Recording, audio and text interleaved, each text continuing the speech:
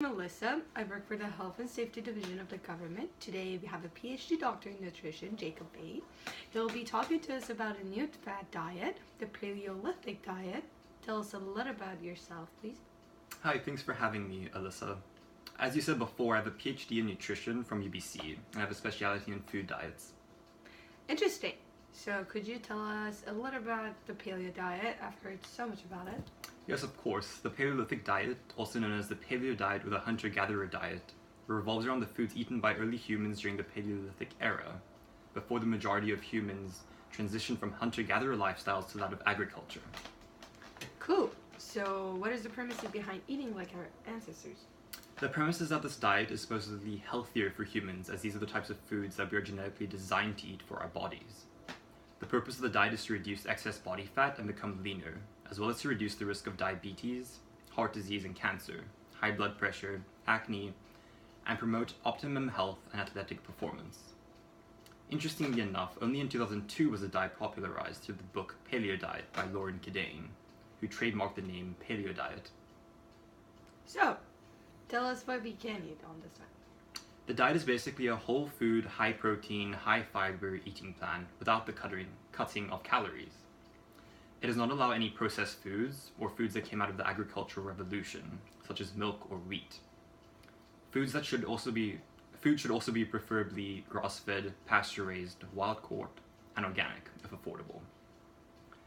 Only 55% of daily calories should be split in half between seafood and lean meat, and the other 45% should be split in thirds among fruits, vegetables, and nuts. So, what are the typical foods that you can eat on this diet? Typically, you can eat many types of meat, fish and seafood, eggs, vegetables, fruits, nuts and seeds, and then only healthy fats and oils, such as extra virgin olive oil, coconut oil, avocado oil, and then also salt and spices. Interesting.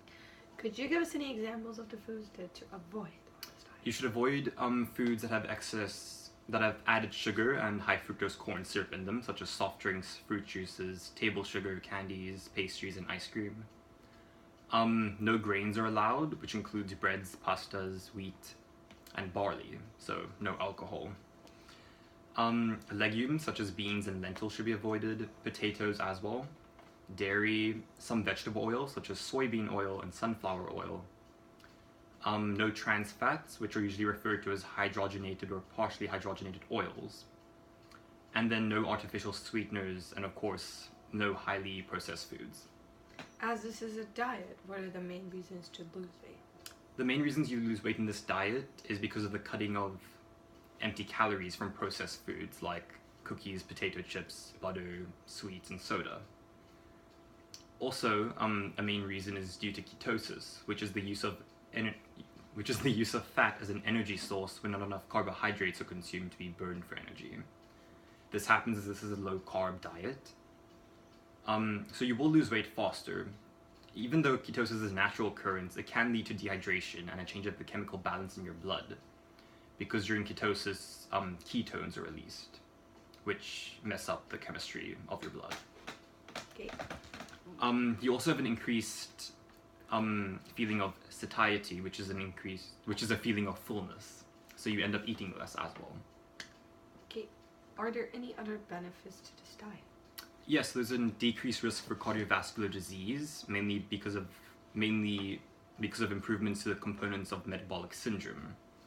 So there's a decreased waist circumference, triglyceride levels, systolic blood pressure, HDL cholesterol, and fasting blood sugar. In the long term, you get higher iron levels due to the increase of red meats being eaten, as well as anti-inflammatory properties that you gain from vegetables, oils, nuts, and fruits. Interestingly enough, symptoms of type 2 diabetes are also improved in regards to blood sugar, lipid profiles, and insulin sensitivity. What are the drawbacks to this diet? Since you're cutting out certain food groups, I imagine there would be some sort of a nutrition deficiency. Yes, so for the first 7 days, there is something called a low-carb flu, which includes headaches, fatigue, weakness, brain fog, and irritability. However, after the 7 days of this detox period from high carbohydrate intake, you usually tend to feel energized and clear-headed again. This diet is also quite hard to maintain due to the dietary restrictions, so eating out and traveling is quite hard. In the long term as well, you tend to have calcium and vitamin D deficiencies unless you take supplements or make sure to eat other foods that have these nutrients.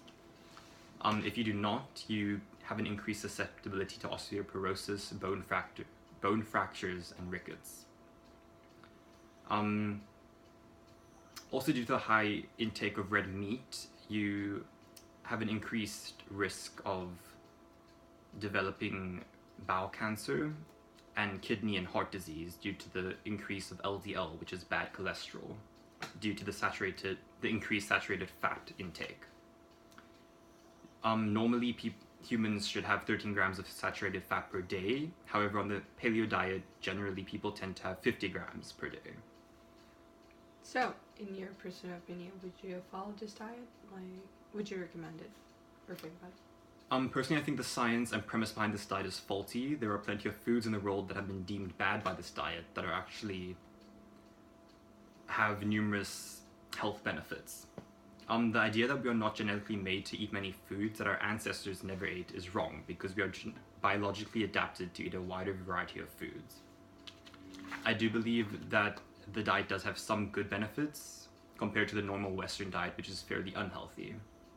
However, I wouldn't recommend this due to the buildup of ketones in the blood from ketosis, as well as the increased risk of heart disease, from the increased saturated fat intake from red meats. Thank you. Thank you for coming. Thank you for having me. Bye.